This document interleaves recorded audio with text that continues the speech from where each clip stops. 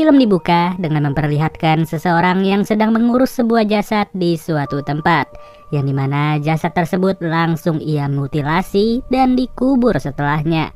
Gak lama dari itu, scene beralih kepada seorang pria bernama Jack yang sedang menunggu di tepi jalan. Menariknya, di jalan ini terdapat sebuah tanda jalan yang berkata jangan pernah memberikan tumpangan kepada siapapun. Belum diketahui pasti apa maksudnya, tapi yang jelas tiap-tiap mobil yang lewat di jalan itu sama sekali tidak pernah memberikan Jack sebuah tumpangan. Baik itu dari pendatang baru ataupun warga di wilayah tersebut, Jack yang sendirian cuma bisa pasrah aja sambil menahan emosinya.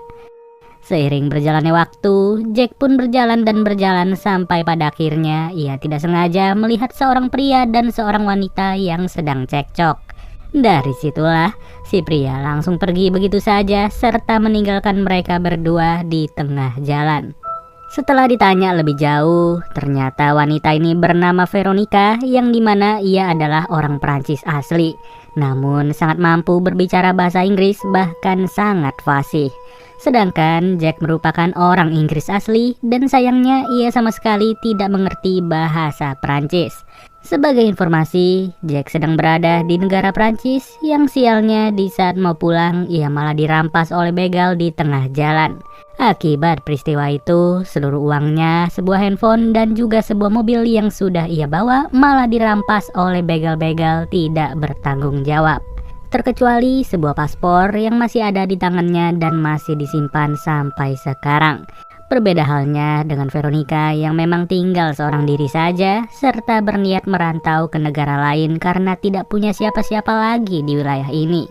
Ia bercerita kalau kedua orang tuanya sudahlah meninggal akibat sakit kronis yang tentu saja membuat Veronica merasa sedih. Ketika malam sudah tiba, mereka pun memutuskan untuk menghabiskan waktu di area pepohonan. Sambil menghangatkan badan, pada situasi tersebutlah Veronica bercerita kalau belakangan ini ia sedang berlatih untuk membuat tanda tangan. Singkat waktu, Jack pun terbangun dan ia melihat Veronica sudah tidak lagi berada di sebelahnya. Ternyata perempuan itu sudah berendam di sebuah danau yang ujung-ujungnya Jack langsung nyemplung juga ke danau itu. Setelah mandi bareng, lanjutlah perjalanan mereka dengan berjalan kaki sambil menyusuri ruas jalan yang ada di wilayah tersebut. Siapa sangka di saat udah pasrah sama keadaan, mereka malah melihat sebuah mobil yang berniat memberikan mereka sebuah tumpangan. Namun rasa semangat sama sekali tidak ditunjukkan oleh Veronica, melainkan ia mulai merasa takut dengan seorang pria yang berniat menolong mereka. Pria bernama Grizzard itu adalah penduduk asli di wilayah ini dan ia tidak begitu lancar untuk berbicara dengan bahasa Inggris. Oleh karena itulah ia pun memutuskan untuk mengajak Jack bersama Veronica agar menginap dulu di rumahnya serta bertemu dengan istrinya yang pernah tinggal di Inggris. Ya, apa boleh buat, Jack gak bisa menolak ajakan itu dan mereka pun langsung berangkat ke rumah pria tersebut. Kemudian Jack bersama Veronica yang sudah tiba pun langsung disambut oleh istrinya Grizzard yang bernama Mary. Dari situlah Jack mulai diantar ke kamar tidurnya oleh Mary, sedangkan Veronica akan diantar oleh Grizzard. Setelah Mary meninggalkannya sendirian di dalam kamar, Jack yang sudah merasa lelah pun langsung merebahkan dirinya di atas ranjang serta tidur begitu saja. Di saat terbangun, waktu sudah berganti ke malam hari yang dimana Jack mulai kepo dengan sebuah kotak bertuliskan Grizzard. Ketika kotak itu dibuka, terdapat beberapa lembar foto dari masa mudanya Grizzard maupun Mary. Tidak sampai di situ, di kotak tersebut juga terdapat sebuah foto dari seorang anak laki-laki dan juga seorang anak perempuan. Atas apa yang sudah ia lihat, Jack sangat yakin kalau Grizzard bersama Mary tidaklah tinggal berdua saja di rumah ini. Walaupun pada faktanya, sampai sekarang ini Jack bersama Veronica masih saja tidak melihat kehadiran seorang anak perempuan maupun anak laki-laki di hadapannya. Selesai makan malam, Jack sengaja menghampiri Veronica yang lagi ngerokok di teras rumah. Ya, biar makin dekat, Veronica pun bercerita bahwa ia tadinya mempunyai seorang adik.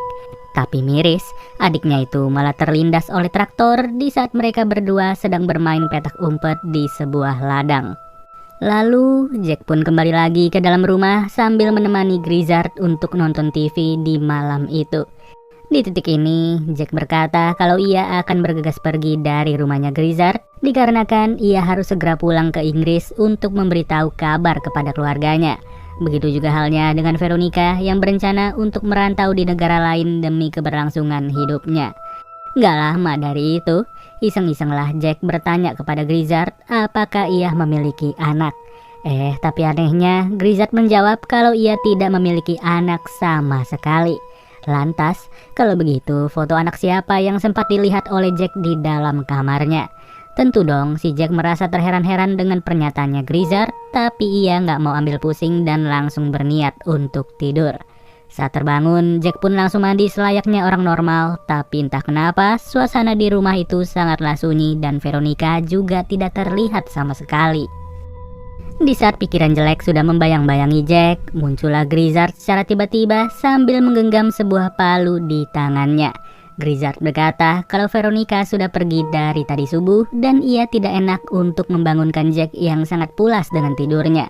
Dari perkataannya itu, makin-makin deh si Jack mencurigai perbuatannya Grizzard, walaupun Grizzard sendiri mengaku bahwa ia baru selesai memperbaiki pintu lemari. Namun, Jack mulai mempercayai perkataan Grizzard setelah ia melihat sebuah surat yang sengaja ditulis oleh Veronica sebelum benar-benar pergi dari rumah ini. Tapi siapa sangka dari surat itulah Jack mulai menyadari ada sesuatu yang tidak beres. Lebih tepatnya, tanda tangan Veronica sangat-sangat tidak cocok dengan apa yang sempat ia lihat ketika mereka terdampar di pinggir jalan. Hanya saja, baru aja sadar akan kejanggalan tersebut, Jack malah dihajar oleh seseorang sampai-sampai ia pingsan pada saat itu. Ketika terbangun, ia pun sudah diangkut ke sebuah mobil pickup yang dimana mobil tersebut juga sempat terlihat di awal film.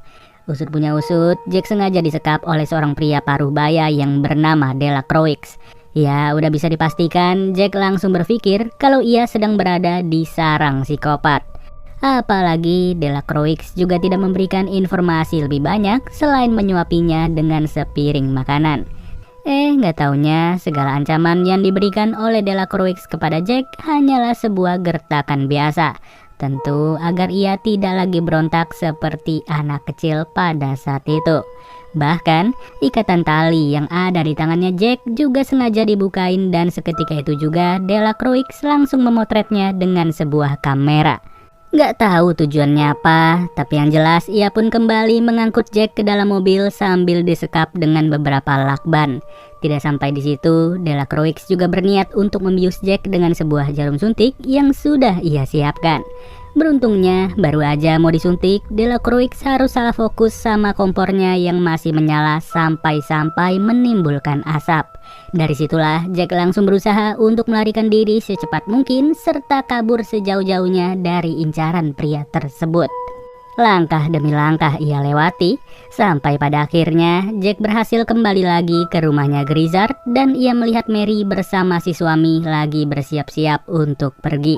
Setelah mereka berdua pergi itulah, Jack langsung masuk ke dalam rumah sambil mencari keberadaan Veronica yang tidak ditemukan. Dan benar saja, Veronica sudah disekap di salah satu ruangan serta tanpa basa-basi lagi, Jack langsung membebaskannya pada saat itu juga. Namun sial, di saat yang bersamaan, Grizzard bersama Mary udah balik lagi ke rumah itu, padahal si Jack maupun Veronica baru aja senang-senang. Ya, apa boleh buat, daripada ketangkap basah di dalam rumah, lebih baik mereka berdua kabur sekencang mungkin. Meskipun ujung-ujungnya pelarian mereka itu mulai disadari juga oleh Mary maupun Grizzard yang udah terlihat panik. Memang sih nggak sebanding karena yang satu ngejar pakai mobil, yang satu lagi cuman kabur pakai kaki sendiri. Alhasil, terdesaklah Veronica bersama Jack di sebuah ladang dan mereka harus berhadapan dengan Mary maupun Grizzard. Masih belum menyerah gitu aja, Veronica pun langsung mengajak Jack untuk kabur ke sebuah kabin yang dimana mereka memutuskan untuk bersembunyi di dalamnya. Hanya saja, siapa yang mengira ternyata kabin itu merupakan kabinnya Delacroix dan ia pun juga sudah tiba di kabin tersebut. Tapi Delacroix langsung dibikin bingung setelah Veronica menunjukkan dirinya di hadapan Delacroix. Pada saat itu jugalah Jack langsung mengancam Delacroix dengan sebuah shotgun sampai-sampai ia harus terpleset dan tertancap ke besi tajam. Entah rencana apa yang akan dilakukan oleh Veronica, tapi yang jelas ia malah menyembunyikan keberadaannya Jack dengan sebuah terpal. Ditambah lagi, Veronica masihlah belum puas dengan penderitaannya Delacroix dan ia langsung menusukkan sebuah pisau tepat di dadanya. Kemudian masuklah Grizzard bersama Mary ke dalam kabin tersebut, yang dimana Grizzard langsung berbicara menggunakan bahasa Prancis kepada Veronica. Tidak lain tidak bukan, dengan bahasa Prancis itu ia pun memanggil Veronica dengan sebutan anak. Bahkan ia juga sempat membayangkan wujud dari Veronica ketika ia masih kecil. Dengan kata lain, selama ini Veronica sudahlah berbohong kepada Jack, dan begitu juga halnya dengan Grizzard yang sudah berbohong kepada Jack. Pada titik inilah terbongkar sudah kalau Veronica merupakan seorang pembunuh berantai yang bisa membunuh siapapun tanpa alasan yang jelas. Apalagi Veronica juga sempat membunuh adik laki-lakinya secara sadis serta memutilasinya setelah mereka baru saja selesai bermain petak umpet. Maka dari itulah di awal film kita diperlihatkan sebuah jasad dan seorang pelaku, yang dimana scene itu menjelaskan kebrutalan si Veronica sendiri. Namun sayang, dikarenakan si Jack udah kalap dengan situasi ini, ia pun tidak lagi ingin mendengarkan penjelasannya Mary maupun Grizzard yang secara fakta merupakan orang tua dari Veronica. Naasnya, Mary yang baru saja ingin memberitahu Jack dengan bahasa Inggris pun langsung dihajar oleh Veronica sampai pingsan. Sedangkan kali ini hanya tersisa Grizzard yang tidak bisa ngapa-ngapain lagi. Dan ia pun mau gak mau cuma bisa pasrah aja setelah ditinggal oleh Veronica beserta Jack. Setelah kejadian tersebut, Veronica langsung mengajak Jack pergi dari negara ini sambil menyetir dengan senyuman bahagia. Hal yang sama pun juga dirasakan oleh Jack sendiri, yang pada faktanya tidak lama lagi ia juga akan dibunuh oleh wanita tersebut.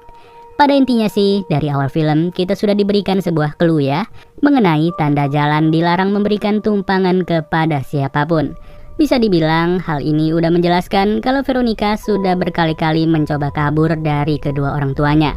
Sampai-sampai Grizzard rela memasang rambut tersebut agar anaknya tidak kabur. Tidak sampai di situ, Grizzard bersama Mary juga merasa serba salah karena mereka nggak mau anaknya tersebut di penjara. Dan di sisi lain, mereka juga nggak mau ada korban lagi yang terus bertambah tiap bulannya. Maka dari itulah, Grizzard rela membayar Delacroix yang berprofesi sebagai penjual daging untuk membius Jack dan mengantarnya ke sebuah pelabuhan. Pasti ada yang nanya nih, kenapa sih Grizzard, Mary, ataupun Delacroix nggak langsung ngasih tahu aja ke Jack kalau Veronica adalah seorang pembunuh? Ya, tentu jawabannya adalah percuma saja. Dikarenakan mereka sudah tahu kalau Jack akan lebih percaya dengan Veronica yang dari awal udah play victim dan bercerita kepada